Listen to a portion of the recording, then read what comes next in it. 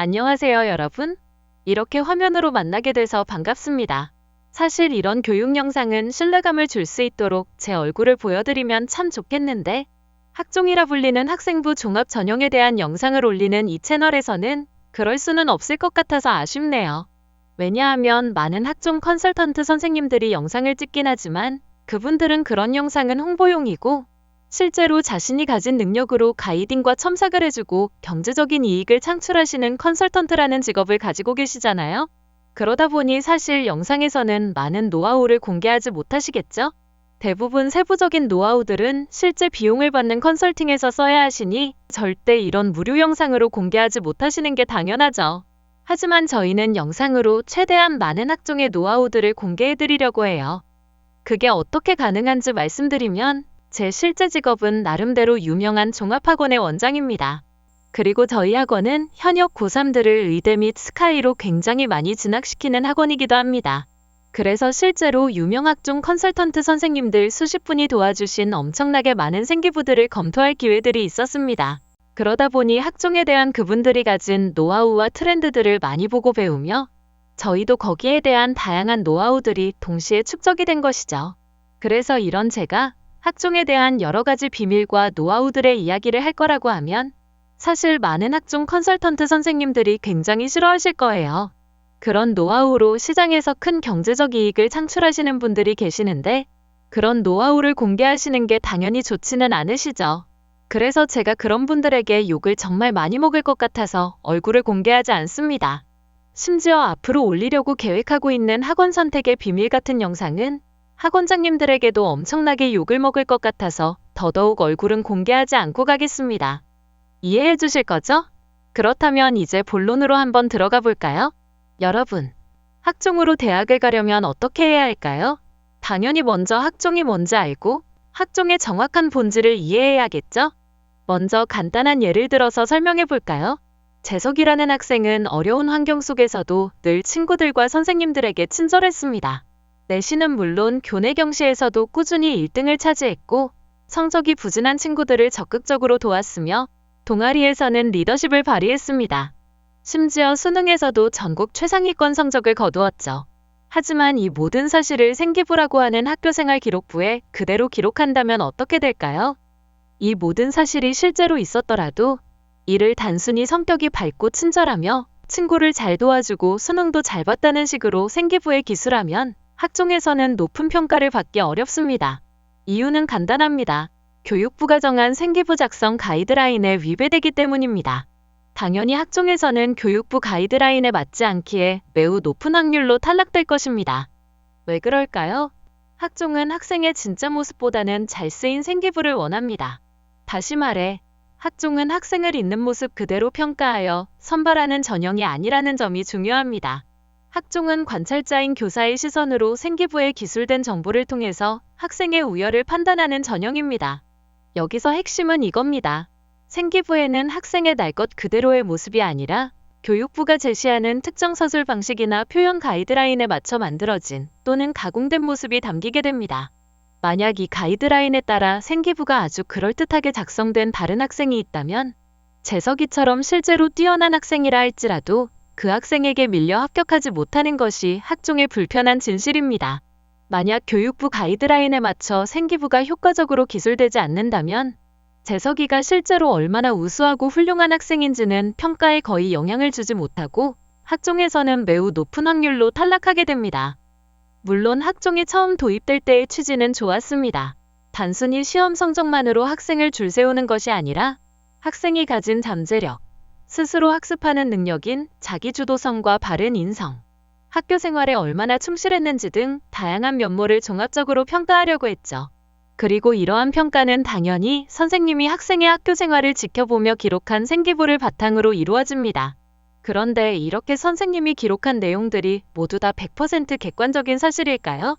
솔직히 말해서 그렇게 작성된 생기부가 완전한 진실만을 담고 있지 않다는 것은 대한민국의 입시에 아주 조그만 관심이라도 있다면 누구나 알고 있는 사실입니다.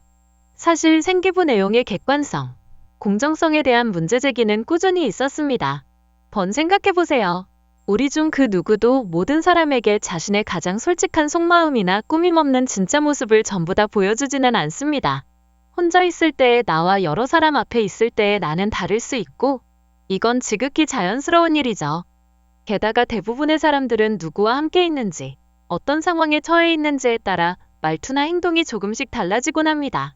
마음속 생각과 겉으로 드러나는 행동이 항상 일치하는 것도 아니고요. 이렇게 복잡하고 다면적인 한 사람의 진짜 모습을 한 명의 선생님이 수많은 학생 한 명 한 명에 대해 깊이 이해하고 완벽하게 객관적으로 판단하여 기록한다는 것은 현실적으로 거의 불가능에 가깝습니다.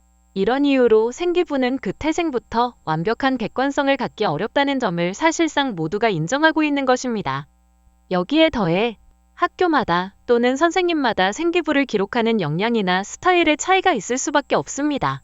똑같은 활동을 했더라도 어떤 선생님은 그 활동의 의미를 잘 살려서 인상적으로 기록해주는 반면 다른 선생님은 그렇지 못할 수도 있죠. 결국 학생의 활동 내용이 생기부에 기록되는 과정에서 다소 과장되거나 보기 좋게 미화될 수 있다는 점은 이제 모두가 어느 정도는 인정하는 부분이 되었습니다. 생기부 컨설팅이라는 말이 왜 생겨났을까요? 바로 이러한 생기부 작성의 어려움과 중요성 때문입니다. 결론적으로 현재의 학종은 생기부를 잘 꾸미는 학생이 유리한 게임이라고 할 수 있습니다.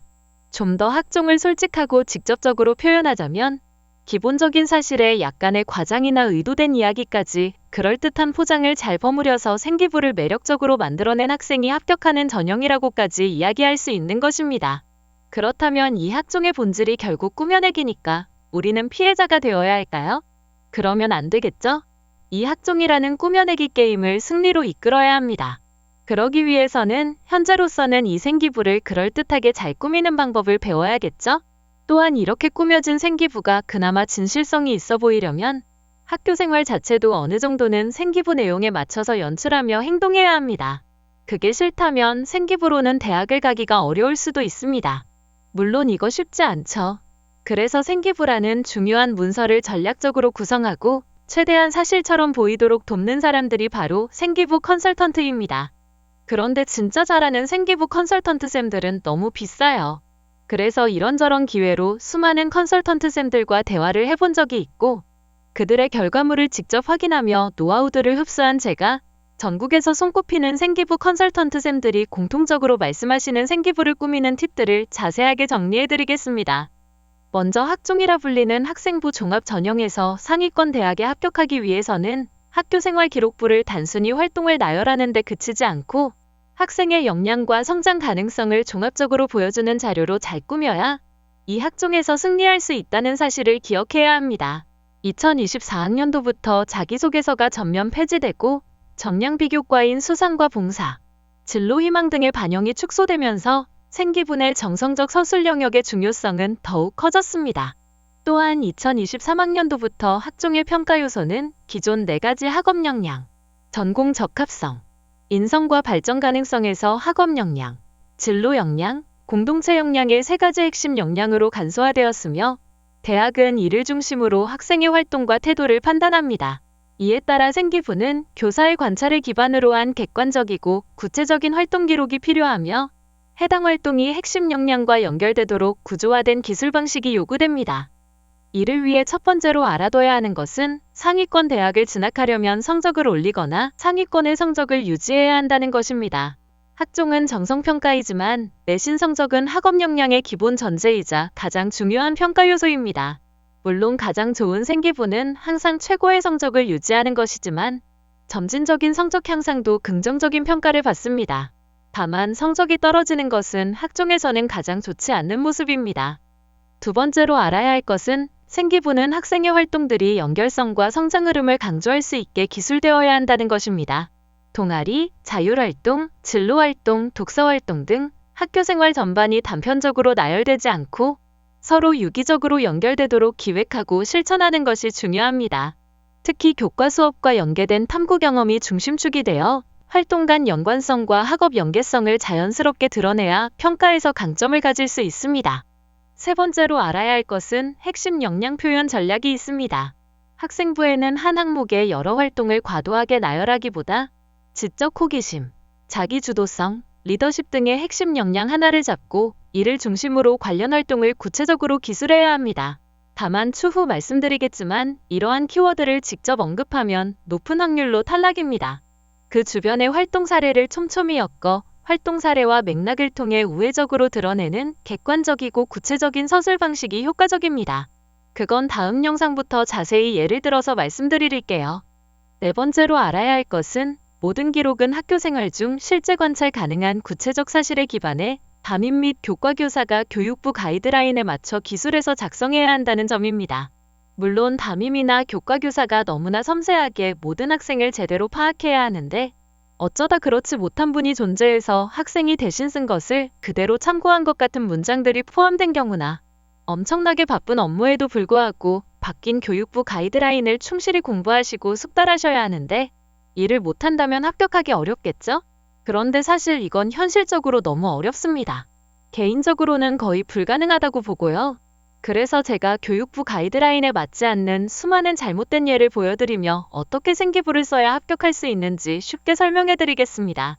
그래서 제가 이번 영상에서는 생기부에 1학년 때는 어떻게 써야 하고 2학년, 3학년 때는 어떻게 쓰는 것이 좋은지 정도만 간단하게 이야기를 하고 다음 영상부터 교육부 가이드라인에 맞지 않는 수많은 잘못된 예를 보여드리며 어떻게 생기부를 써야 합격할 수 있는지 쉽게 설명해드리겠습니다. 먼저 1학년 때는 진로 탐색 및 기초 역량 강화의 시기입니다. 다양한 과목에서 기초학업 능력을 다지고 교과 수업과 연계된 탐구활동, 독서, 토론에 적극 참여하여 지적 호기심과 학업 태도를 보여줘야 하는 것이죠. 진로가 확실치 않더라도 여러 분야를 경험하며 관심 영역을 탐색하는 과정이 중요하며 출결, 과제 제출 등 기본 생활을 철저히 지켜야 성실성과 기초학업 역량을 나타낼 수 있습니다. 2학년 때는 진로 심화 및 연계활동 확장의 시기입니다. 관심 분야를 중심으로 활동을 심화하며 교과 세특과 연계된 자기주도적 탐구 또는 보고서를 작성해 진로 관련 역량을 구체화합니다. 동아리 자율활동 등에서 리더 역할을 수행하거나 팀 프로젝트를 통해 책임감 협업 능력을 나타낼 수 있는 경험을 쌓고 전공 관련 과목 선택 및 활동 연계로 진로 적합성을 강화합니다.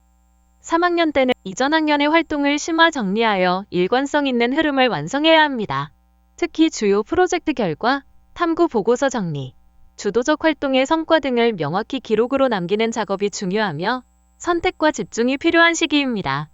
여기까지는 어렵지 않으시죠? 그럼 진짜로 학생부 종합전형을 어떻게 써야 하는지 다음 영상에서부터 하나씩 알려드리도록 하겠습니다.